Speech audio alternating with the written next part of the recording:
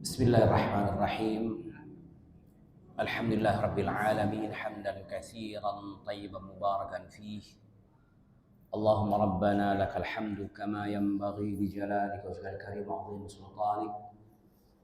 Allahumma salli wa sallim wa barik ala sayyidil awwalin wal akhirin Muhammadin wa ala alihi wa ashabihi wa man sara ala nahjihi wa istanna bi sunnatihi ila yaumiddin, amma ba'd. Uhayyikum bi tahiyatil Islam. Assalamualaikum warahmatullahi wabarakatuh. Qala azza wa jalla, a'udzu billahi minasy syaithanir rajim. Qul innal khasirina alladzina khasaru anfusahum wa ahlihim yawmal qiyamah. Wa qala rabbuna azza wa jalla, ووضع الكتاب فترى المجرمين مشفقين مما فيه ويقولون يا ويلتنا ما لهذا الكتاب لا يغادر صغيرة ولا كبيرة إلا أحصاها ووجدوا ما عملوا حاضرا ولا يظلم ربك أحدا. صدق الله العظيم وصدق رسول الكريم ونحن على ذلك من الشاهدين والحمد لله رب العالمين. Yang saya hormati dan semuliakan para tuan-tuan guru, para asatidz, imam dan bilal, para tokoh masyarakat, bapak-bapak, ibu-ibu hadirin, jamaah majelis ilmu yang saya hormati dan semuliakan, yang mudah-mudahan apa yang kita lakukan pada saat ini adalah satu bentuk muhasabah kita terhadap diri kita, di mana memang seharusnya dan selayaknya seorang mukmin itu setiap saat mengevaluasi, menakar, mengukur, mencatat, mempertimbangkan dan memperhitungkan apapun yang dia lakukan. Oleh karenanya tema muhasabatun nafs yang mungkin sudah tidak asing lagi bagi kita, tapi perlu bagi kita untuk mengingat semula bahwa kita ini pada hakikatnya berpacu dengan waktu, berkejaran dengan waktu. Waktu berakhirnya jatah kita hidup di dunia ini. Banyak kita mendengar kenapa agama itu selalu memperingatkan kita dengan bahasa yang betul-betul membuat kita tercengang dan terperangah. Nabi selalu mengingatkan, uzkuru hadhimul lazzat, uzkuru hadhimul lazzat wa qata'asy syahwat. Perbanyaklah kalian untuk mengingat kematian yang memutuskan segala kenikmatan dan menghancurkan segala harapan. Dalam Islam, mengingat kematian bukan memunculkan patah semangat atau keberputusasaan, tetapi anjuran untuk mengingat banyaknya, selalu mengingat kematian adalah satu upaya bahwa kita ini tidak abadi. Itu yang pertama. Kemudian hidup yang akan kita hadapi nanti itu lebih panjang dan lebih berat. Yang ketiga, diingatkan kematian, bahwa apapun yang sebenarnya kenikmatan yang sedang kita nikmati saat ini dalam persoalan-persoalan keduniaan ini, itu sifatnya sementara. Sementara dari segi rasanya, sementara dari waktunya. Yang selalu kami contohkan, kalau dulu kita masa kanak-kanak, masa pra-remaja, semua makanan itu enak. Di dunia saja perubahan yang signifikan itu terjadi. Ketika sudah menginjak umur dewasa segala macam, ternyata makanan yang dulu kita rasakan adalah makanan yang sangat luar biasa nikmatnya, berubah. Kok bisa berubah begitu? Nah, Hadirin rahimakumullah, kembali kita mengaca pentingnya kita untuk melakukan muhasabah. Sayyidina Umar ini biasanya bicara tentang muhasabah, selalu kita dengar yang teringat dengan ucapan-ucapan Sayyidina Umar. Hasibu anfusakum qabla an tuhasabu. Hitung-hitunglah atau perhitungkan diri kalian sebelum kalian dihisab oleh Allah Subhanahu wa taala. Wazinu a'malakum. Tolong ditimbang amal-amal kalian di dunia ini. Mana lebih banyak baiknya apa buruknya? Qabla an tuzanu alaikum. Sebelum nanti Allah akan menimbang.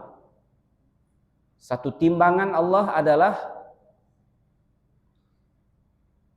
wa nada'ul mawazin al-qist li yaumil qiyamah. Timbangan Allah namanya al-qist, keadilan. Wa nada'ul mawazin al-qist li yaumil qiyamah. Fala tazlimu nafsun syai'a wa in kanat mithla habbatin khardalin ataina biha wa kafa bina hasibin. Tatkala Allah menyebutkan pada hari kiamat nanti kami akan letakkan timbangan kami. Apa timbangan Allah? Al-qist, keadilan. Fala tazlamu nafsun syai'a. Tidak ada satu orang pun yang akan dizalimi, sekecil apapun. Ungkapan Al-Quran, wa in kanat mithla habbatin min khardal. Walaupun sebesar biji zarrah, sebesar biji bayam, artinya sangat kecil, remeh-temeh dan enteng yang kita anggap. Allah sebutkan ataina biha, akan kami datangkan, dan itu berat. Wa kafa bina hasibin, dan cukuplah kata Allah, kami akan memperhitungkan serinci-rincinya. Maka ungkapan Sayyidina Umar dalam ungkapan yang panjang tadi, wa zayyinu wa'iddu a'malakum au anfusakum lil 'ardhil akbar. Persiapkan diri kalian untuk hari di mana Allah mempertontonkan semuanya. Lalu Sayyidina Umar mengutip ayat surah Al-Haqqah, yauma idzin tu'raduna la takhfa minkum khafiyah. Hari di mana Allah akan mempamerkan, menunjukkan siapa sejatinya kalian sebenarnya. Dan tidak ada yang tersembunyi di sisi Allah Subhanahu wa taala. Dan kita semua akan melewati itu, rahmatullah. Maka Nabi memberikan satu rambu-rambu dan panduan kepada kita. Nabi memberikan arah bagaimana menjalani kehidupan ini. Nabi memberikan satu ilustrasi.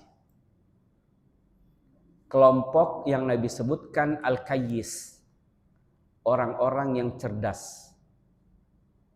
Kemudian ada yang disebutkan al-ahmaq. Nabi menginginkan keimanan itu membuat kita menjadi manusia-manusia yang cerdas, yang telaten, yang teliti. Apa prinsipnya? Nabi menyebutkan al-kayyis, orang-orang yang cerdas itu adalah orang mukmin yang beriman kepada Allah Subhanahu wa taala. Man dana nafsahu, orang-orang yang dapat mengendalikan atau menundukkan hawa nafsunya. Nafs. Karena nafs, kita dibekali oleh nafsu.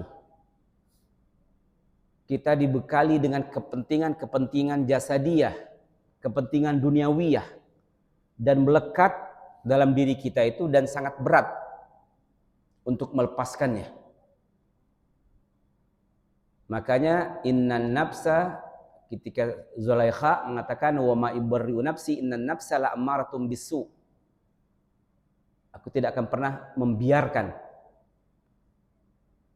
nafsuku, karena nafsu selalu berkecenderungan untuk melakukan keburukan dan keburukan. Maka agama ini mengajar kita untuk menjadi baik, karena buruk itu tidak perlu diajar. Buruk tidak perlu belajar. Coba, dari mana anak-anak kita dididik semikian, tiba-tiba ucapan-ucapannya, tahu saja ucapannya tidak pernah diajar oleh kita.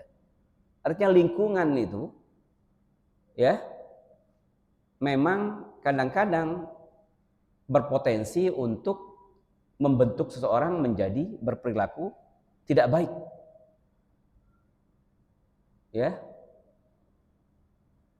Law ittaba'ta aktsar man fil ardh yudilluka an sabilillah.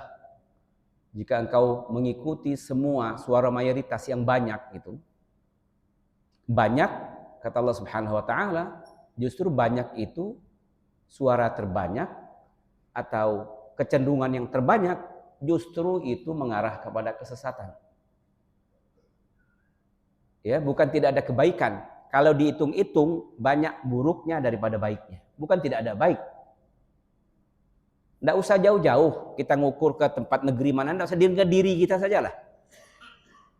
Banyak baiknya, banyak buruknya dalam 24 jam kita lakukan. Buruk dalam artian levelnya mungkin beda-beda. Tidak kita katakan terkategori kemaksiatan. Banyak yang positifnya, banyak yang negatifnya kita lakukan dalam seharian. Banyak yang bermanfaatnya atau banyak yang tidak bermanfaatnya untuk dunia dan untuk akhirat kita. Tidak usah jauh-jauh kita melihat pada diri kita. Ternyata selama 24 jam banyak yang tidak bermanfaatnya untuk hidup di dunia kita dan untuk akhirat kita daripada yang bermanfaatnya. Nah, itu kan artinya memang ammaratun bisu. Maka Nabi mengajarkan satu tips al-kayyis kata Nabi. Man dana nafsahu wa amil di akhiratih. Ini prinsip yang sangat mendasar sekali. Orang-orang yang cerdas itu adalah orang yang dapat menundukkan, mengendalikan hawa nafsunya. Bagaimana pengendalian hawa nafsu? Mau tidak mau, pengendalian hawa nafsu itu adalah dengan berpegangan dengan ajaran agama ini. Tanpa berpedoman kepada ajaran agama, maka itu tidak ada yang namanya pengendalian nafsu, hawa nafsu. Ya, pengendalian nafsu artinya meletakkan acuan hidup ini berpedomankan kepada apa yang diarahkan oleh agama. Apa yang disuruh oleh agama itu kita lakukan. Apa yang dilarang oleh agama itu kita hindarkan. Itu namanya termasuk dari bentuk mengendalikan hawa nafsu. Bukan membabi buta, tetapi mengarahkan. Jadi pengendalian itu bukan berarti meletakkan seseorang, mengekang seseorang sehingga mereka tidak bisa menikmati kehidupan ini. Oh tidak. Makna dari dana nafsah, pengendali nafsu itu hanya bisa terwujud ketika seseorang menerjemahkan agama ini dalam kehidupan sehari-hari mereka. Itulah namanya pengendali nafsu. Lalu baru Nabi sebutkan wa amila li akhiratih.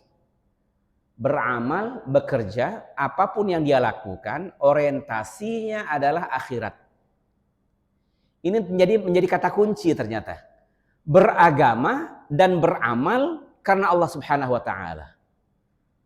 Artinya menerapkan agama, menyesuaikan diri dengan aturan-aturan agama, lalu dalam segi beramal, bukan sekedar beramal, tetapi amal yang memiliki nilai investasi. Bukan berarti kita tidak boleh makan, tidak boleh menikmati dunia ini, boleh.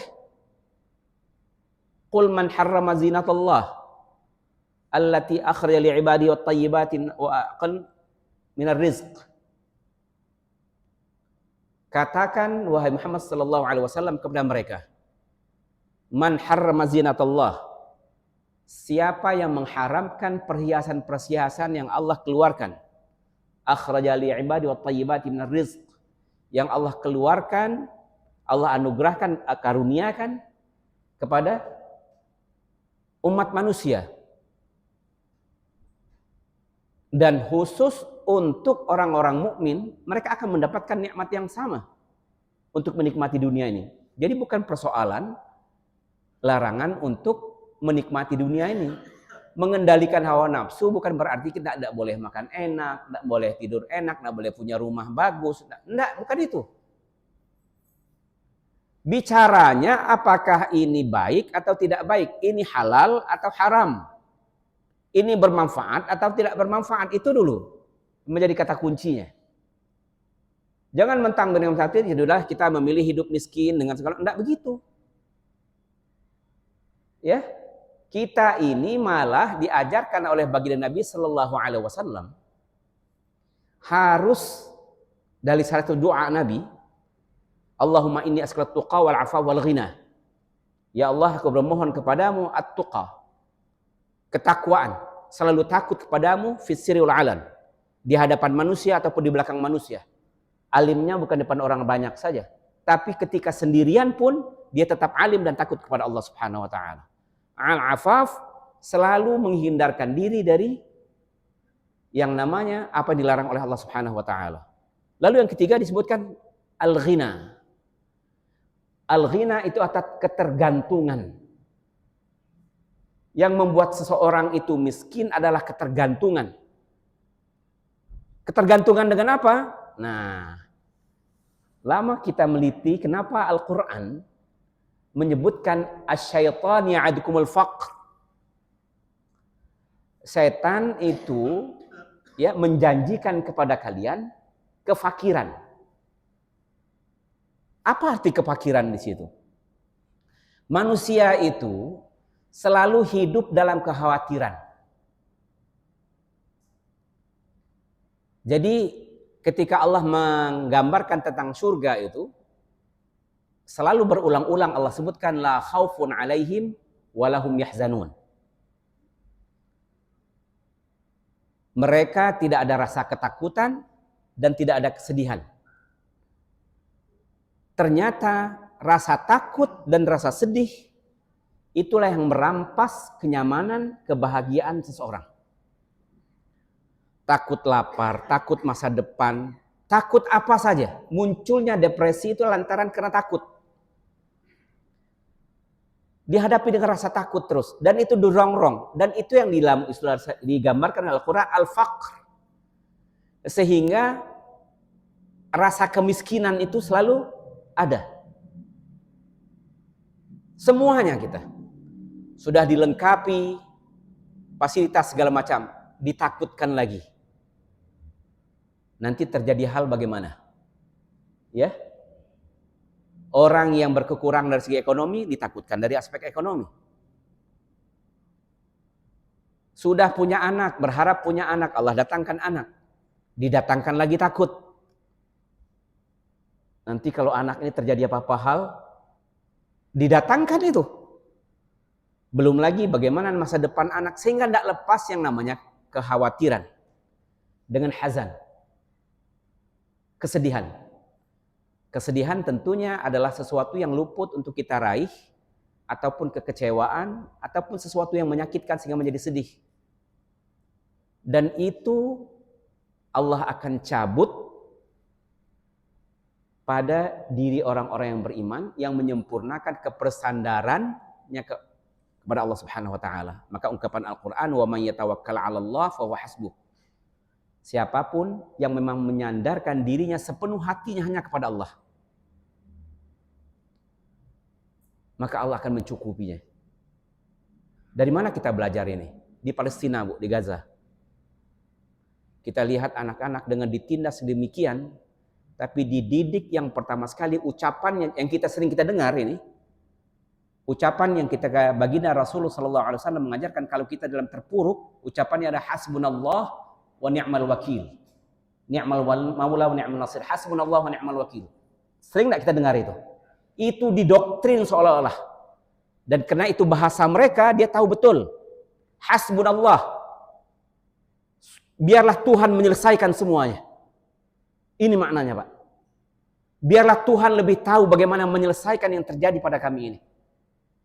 Wa ni'mal wakil, dan dialah sandaran yang terbaik. Ni'mal maula, sebaik-baik yang memberi pertolongan. Wa ni'man nasir, sebaik-baik yang memberi kemenangan. Dan ini diajarkan menjadi seolah-olah apapun yang dihadapi itu. Dan kita kadang-kadang luput untuk mengucapkan itu ketika kita dalam keadaan susah. Kalau kita ternyata dalam keadaan kesusahan, baca doa itu. Hasbunallah wa ni'mal wakil. Mau panjangnya ni'mal maula wa ni'mal nasir. kita pasrahkan semuanya kepada Allah Subhanahu wa taala. Wa amila li akhiratih. Beramal yang menjadi tujuan amalnya adalah karena Allah Subhanahu wa taala, untuk akhirat. Apapun yang kita lakukan, berbaju karena akhirat. Beli baju baru karena akhirat. Beli makan yang ini karena akhirat. Kok bisa begitu? Iya. Karena perbuatan kita itu kita yang memberi makna. Mau memiliki nilai ibadahkah atau tidak? Semuanya mubahat. Kecuali yang dilarang oleh Allah Subhanahu wa taala. Ya. Karena Allah menyebutkan makna pengabdian itu tidak hanya sekedar ibadah-ibadah mahdah, tapi ada ibadah yang sangat luar biasa, semua aktivitas kita. Maka ungkapannya inna salati wa nusuki wa mahyaya. Segala aktivitas yang menunjukkan bahwa kita ini hidup, kita ingin menyebutkan aktivitas itu memiliki nilai investasi akhirat. Berbajunya kita, tidurnya kita, makannya kita, menyapanya kita antara satu dengan yang lain, mandinya kita, pekerjaan yang biasa. Tetapi kalau itu adalah diniatkan, ya, untuk mengejar ketaatan kepada Allah, maka dia bernilai akhirat. Kita pergi ke Palembang pakai minyak, mobil kita habis juga minyaknya. Ya. Tetapi kalau kita maksudkan, boleh enggak tanazuhat? Artinya refreshing itu boleh enggak? Boleh, Al-Quran tidak melarang. Fasiru fil ard. Jangan menganggap tanazuh itu adalah haram. Jangan itu melalaikan. Tidak. Ngaji pun bisa melalaikan, Bapak. Nabi ingin mengajarkan kita betapa tipisnya makna yang bernuansa ukhrawi atau bernilai akhirat dengan duniawi. Sedikit sekali pembedanya. Pembedanya adalah ketika sesuatu itu dikerjakan karena Allah, dia bernilai akhirat. Kalau sesuatu dikerjakan, motivasinya adalah untuk keduniaan, apapun bentuknya, apapun wujudnya, maka dia akan menjadi duniawi. Maka hadis Rasulullah sallallahu alaihi wasallam ada innan nar tusa'ar awal jahim tusa'ar di salas. Neraka jahanam itu semakin Allah panaskan untuk 3 kelompok. Lil alim, untuk alim ulama, orang berilmu. Wal munfiq, orang yang berinfak. Pekerjaan positif semua nih, berilmu dan berinfak. Wal mujahid, orang yang berperang. Kok malah 3 ini yang jadi sasaran dipanaskan neraka? Kenapa? Yuradu ayyuqal. 3 kelompok itu melakukan yang demikian yang mereka kerjakan hanya untuk cari nama saja. Riya saja. Berubah. Ada hadis Nabi, lal masihid dajjal akhwafu alaikum. Inna akhwafa ma akhafu alaikum an yaqumar rajul fayuzayyin salatah min nazar rajul. Aku tidak terlalu khawatir Masihid Dajjal datang kepada kalian. Tapi yang paling aku khawatirkan terjadi pada kalian apa? An yaqumar rajul, seseorang berdiri tegak melaksanakan salat. Tapi apa yang terjadi? Fayuzayyin salatah. Lalu dia mempercantik, memperindah sholatnya. Kenapa dia percantik dengan perindah sholatnya? Min nazrar rajul. Karena ada orang lain yang melihatnya. Ini bukan soal sholat saja. Ini soal kebaikan-kebaikan yang berubah. Bukan lagi orientasinya untuk mengharapkan ridha Allah Subhanahu wa ta'ala. Jadi kelompok yang Nabi sebutkan al-kayyis. Ada juga hadis Nabi sallallahu alaihi wasallam ditanyakan oleh sahabat, man aqalun nas au akyasin nas. Orang yang paling cerdas itu siapa? Kata Nabi, aktsaruhum lil mauti dzikra.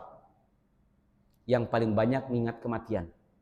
Tadi kita bahasakan banyak mengingat kematian, bukan membuat kita stres atau sudahlah, tidak. Artinya semakin kita menggiatkan diri kita, meningkatkan pekerjaan kita, meningkatkan kebaikan kita karena kita berpacu dengan waktu. Takut tidak sempat lagi. Begitu pentingnya kata Nabi, ya. In qamatis sa'ah.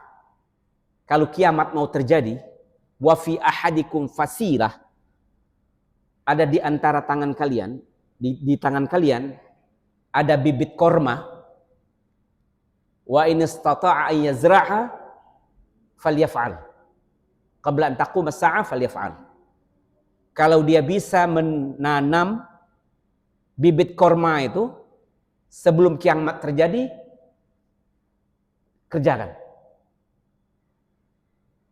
Sudah jelas kiamat bakal terjadi, tapi perintahnya suruh tanam korma itu. Persoalannya bukan kita ingin menikmati korma, begitu pentingnya kita berpacu untuk melakukan kebaikan ini karena kita takut tidak sempat lagi waktu itu. Wahdhar taswif. Nabi sallallahu alaihi wasallam, jangan menunda, nantilah dulu. Ya. Fa innal mauta ya'ti baghtah. Karena kematian itu datangnya tiba-tiba. Bukan nak nunggu sakit. Kata Imam Syafi'i itu kam min sahihin mata biduni illah. Betapa banyak orang yang sehat, walafiat, siangnya kita ketemu, ya. Lalu mendadak mati tanpa kena sakit. Boleh jadi kena tumbur apa segala macam, mendadak saja sakit. Tapi kebalikannya juga ada, maka min saqimin asha hinan nadahr. Ada juga orang yang kita anggap sakit-sakitan, ya. Wah, ini nampaknya tidak lama. Ternyata panjang umur dia udah begitu. Tidak ada yang tahu. Lihatul umur. Yang pentingnya untuk kita semua, untuk selalu mengingatkan diri kita, selalu dalam kelompok al-kayyis. Ingat, jangan sampai yang disebutkan oleh Allah Subhanahu wa taala, qul innal khasirin. Sampaikan kepada mereka, kerugian yang paling dahsyat itu apa? Rugi berdagang di dunia ini. Rugi tidak naik jabatan. Apa yang kita katakan rugi? Rugi didoloi orang dalam bisnis. Tidak. Innal khasirina, hakikat kerugian yang sebenarnya adalah alladzina khasaru anfusahum wa ahlihim yaumal qiyamah. Mereka yang betul-betul rugi. Kapan kerugian itu? Di kiamat nanti. Di yaumul mahsyar nanti. Karena pada hari ini, kata Abi Darda, menyebutkan ingatan kepada kita semua. Siapa? Sayyidina Ali menyebutkan, al-yaum, hari ini, amalun bila hisab. Kita bekerja tidak ada perhitungan. Maksudnya tidak dihisab oleh Allah Subhanahu wa taala. Kalau Allah tidak menghisabnya, kita memperhitungkannya. Tapi nanti akan tiba hari di mana hisabun bila amal. Allah memperhitungkan segala apa yang dilakukan oleh seseorang, tapi tidak ada lagi kesempatan kita untuk beramal wa'niyadzubillah. Kecuali apa yang dilakukan oleh seseorang. Wa qadimna ila ma'amilu min amalin faja'alnahu haba'an mansura. Lalu orang yang tidak beriman ini, kami datangkan amalnya pada hari kiamat. Apa yang kalian lakukan? Ini yang kalian lakukan. Faja'alnahu haba'an mansura. Lalu kami jadikan apapun yang telah mereka kerjakan, yang mereka anggap berfaedah baginya, membantunya, ternyata haba'an mansura. Hanyalah debu yang tidak memberikan, yang berterbangan tidak memberi manfaat kepadanya. Kelompok yang kedua, kata Nabi, adalah al-ajiz. Jangan sampai terjadi ini. Al-ajiz ini identik dengan orang manittaba'a hawa, hanya memperturutkan hawa nafsunya. Orang-orang yang tidak beriman kepada Allah itu termasuk orang-orang yang memperturutkan hawa nafsunya. Jadi kita kembali kepada menundukkan hawa nafsu, artinya mengikuti pedoman agama. Memperturutkan hawa nafsu artinya melanggar, menyelisihi apapun yang diperintahkan oleh agama. Tentu kalau sudah fa in lam yattabi'u, kata Allah Subhanahu wa taala, fa'alam innama yattabi'una ahwa'ahum. Kalau dia tidak mengikutimu, fa in lam yastajibu lak, fa'alam innama yattabi'una ahwa'ahum. Kalau dia tidak mengikutimu, wahai Muhammad, berarti mereka memperturutkan hawa nafsunya. Jadi lebih kepada makna memperturutkan hawa nafsu ini artinya orang-orang yang tidak beriman dan melanggar perintah Allah Subhanahu wa taala. Di atas kemaksiatan dan dosa dia lakukan, dia menganggap gampanglah ini, selesailah di sisi Allah Subhanahu wa taala. Wa tamanna 'alallahil amani. Lalu mereka beranggapan bahwa nanti akan diampunkan oleh Allah Subhanahu wa taala, wa na'udzubillah. Itu petunjuk Nabi sallallahu alaihi wasallam yang Nabi mengajarkan. Ya. Jadi memang kalau kita telisik betul setiap zikir, ya, bangun tidur, sebelum tidur, ya kan biasanya di situ kita baru menyadari semuanya. Doa yang Nabi ajarkan di antara doanya, ya, Bismikallahu amutu ahya. Ini dalam Bukhari dia menyebutkan dengan nama Allah, karena tidur itu seumpama mati. Tapi kita membaca saja amutu ahya tanpa menyadari bahwa kita ini banyak yang orang, Imam Syafi'i itu kam min naim. Berapa banyak orang yang tidur dia tidak bangun-bangun lagi.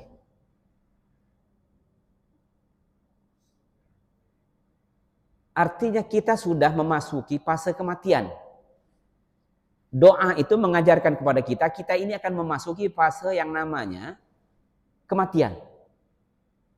Apa yang kita persiapkan? Maka bahasanya adalah amutu ahya. Bangun tidurnya di antara doa Nabi yang biasa kita dengar, alhamdulillah ahyana ba'da ma amatana, yang menghidupkan setelah mematikanku. Alhamdulillahilladzi radda alayya ruhi wa adina li bidzikri. Segala puji bagi Allah yang mengembalikan ruhku. Karena ada ruh, betapa banyak ruh itu tidak kembali atau wafat ketika sedang tidurnya. Nah, inilah bentuk-bentuk yang diajarkan oleh baginda Nabi sallallahu alaihi wasallam. Yang pertama sekali adalah bangunan keimanan, selalu terhubungnya selalu dalam setiap kita mengingat Allah Subhanahu wa taala, selalu melakukan muhasabah, selalu melakukan muraqabah. Hasan Al-Basri menyebutkan la yazalul insan, la yazalul 'abdu bi khair. Seseorang itu akan selalu dalam keadaan baik-baik saja. Kapan dia menjadi baik? In kana lahu wa'idhan. In kana lahu wa'id li muhasabati nafsih. Kalau selalu dia memperingatkan dirinya. Maka asal kita 5 waktu ini salah satu sholat suruh 5 waktu berjarak, ya. Ternyata berjarak waktu dari sholat subuh sampai sholat isya itu sesuai dengan perkembangan fisiologis diri kita. Ada gelombang ternyata masa-masa itu. Dan pada masa-masa itulah kita jadikan tempat muhasabah bagi kita. Setiap hari kita harus muhasabah. Bukan berarti nunggu 1 tahun, nunggu 1 hari. Karena takut itu tadi kata Nabi. Wahdharut taswif. Jangan kalian menunda-nunda. Kenapa? Karena kematian itu datangnya tiba-tiba, tidak tanpa alasan. Jangan pernah kita beranggapan sakit dulu baru meninggal. Tidak itu ceritanya. Macam-macam. Artinya selalu orang mukmin itu selalu harus siap dan siaga dalam keadaan kewaspadaan terus. Itu yang namanya orang-orang cahaya keimanan menuntun kita ke situ. Kemudian bagaimana Nabi mengajarkan hal yang lain setelah memberikan satu pengelompokan ini? Nabi mengajarkan kita, ya, jangan pernah memandang enteng hal-hal yang remeh-temeh ini.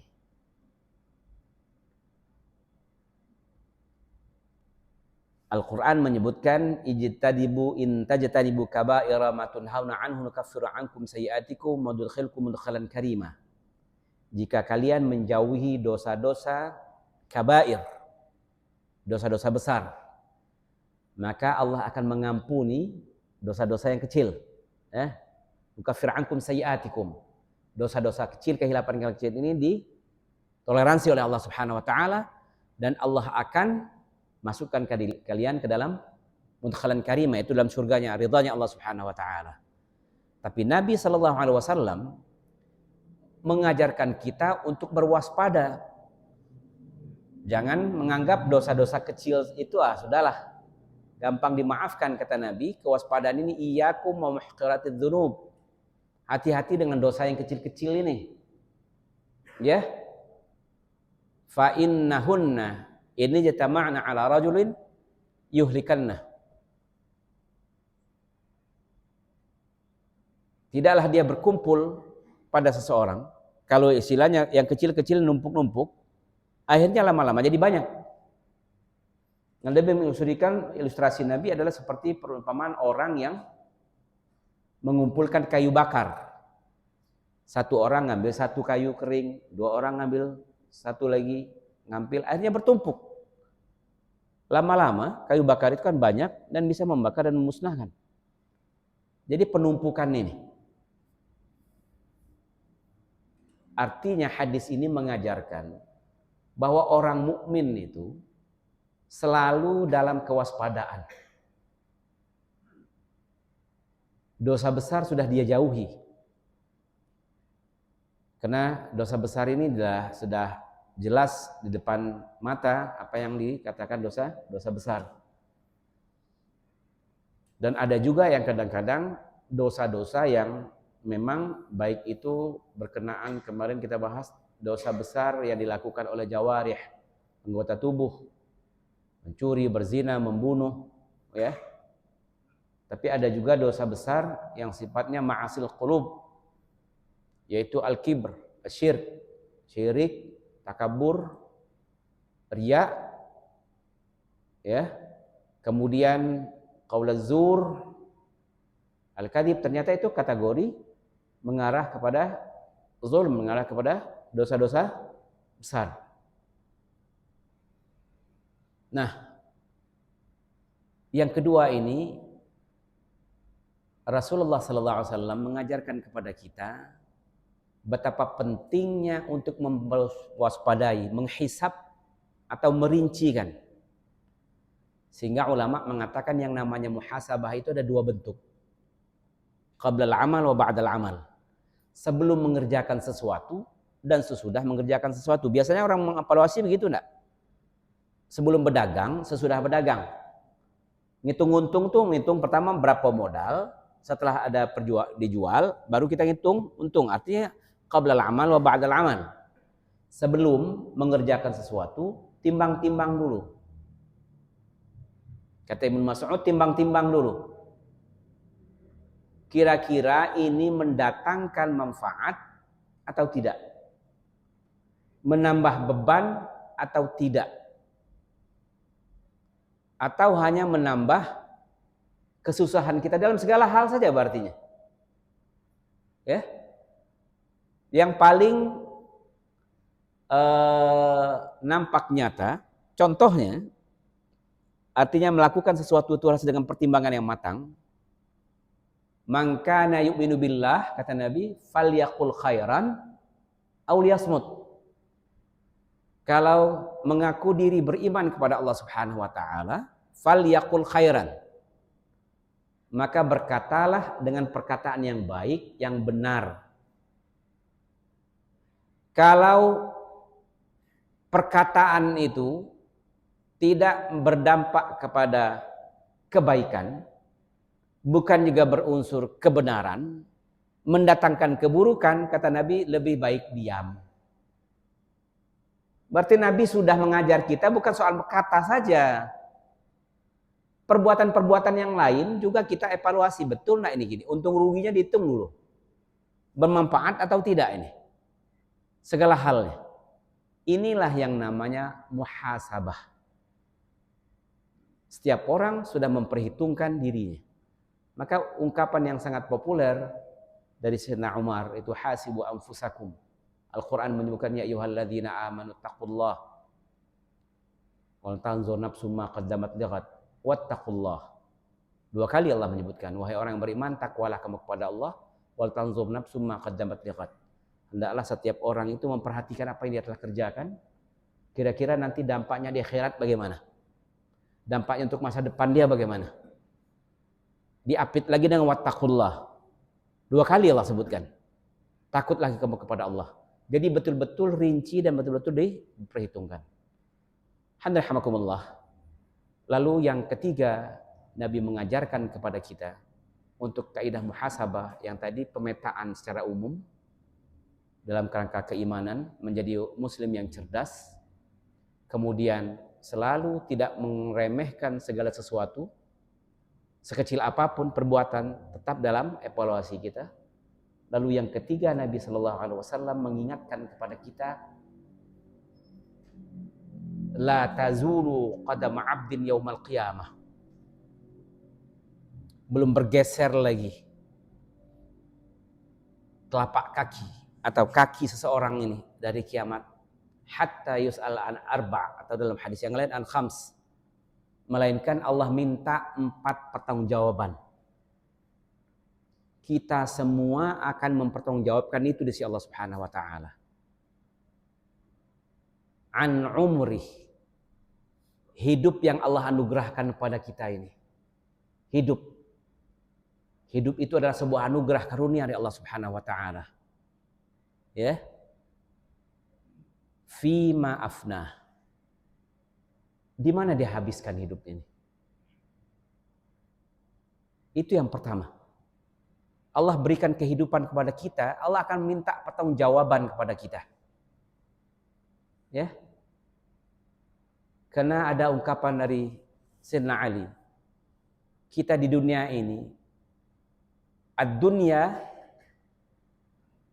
dar. Kulluna dhaif wa ammalu 'ariyah wal 'ariyatu mardudah. Al-dhaifu murtahil wal 'ariyah mardudah. Kita semua ini, hidup yang Allah titipkan kepada kita di dunia ini, sebenarnya kita ini adalah tamu. Kita ini adalah tamu di dunia ini. Maka yang tamu pasti murtahil, lambat laun pasti akan pergi. Apapun yang kita miliki, yang kita banggakan, yang sehingga kita mendabik dada merasa lebih dari orang lain, mal, harta, itu adalah pinjaman. Wal 'ariyah mardudah. Yang namanya pinjaman nanti akan dikembalikan kepada pemilik hakikinya. Jadi tidak ada yang patut kita banggakan. Kembali ke nol lagi. Lahir alhamdulillah dalam keadaan tidak membawa apa-apa. Mati pun juga demikian. Nah, alhamdulillah dikasih orang kapan, ada modal dikit untuk ini. Alhamdulillah. Iya. Di antara yang 4 pertanggungjawaban tadi, umurnya. Kemudian apalagi yang ingin ditanyakan, dimintai pertanggungjawaban dengan ilmunya. Pengetahuan yang Allah berikan, bagaimana dia mengamalkannya. Ya. Kemudian apa?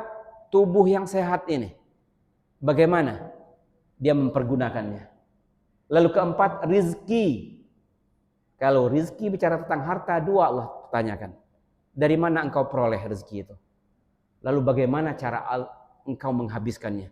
Semua itu pasti kita akan menjawab kepada Allah Subhanahu wa taala. Rahmakumullah, mudah-mudahan tazkirah ini khususnya mengingatkan kepada saya sendiri dan kepada kita semua. Mari camkan sebaik mungkin dalam benak kita bahwa kita ini berpacu dengan waktu. Dan kita berharap setiap hari kita akan selalu menjadi lebih baik daripada hari ini dan hari kemarin. Demikian yang dapat saya sampaikan. Hadallahu wa iyyakum wa astaghfirullah li wa lakum muslimat. Mari sama-sama kita tutup dengan membaca kafaratul majlis. Subhanakallahumma wa bihamdika asyhadu an la ilaha illa anta astaghfiruka wa atubu ilaik. Wa sallallahu nabi Muhammad wa ala alihi wa sahbihi wasallam. Aqulu qawli hadza. Wassalamu alaikum warahmatullahi wabarakatuh.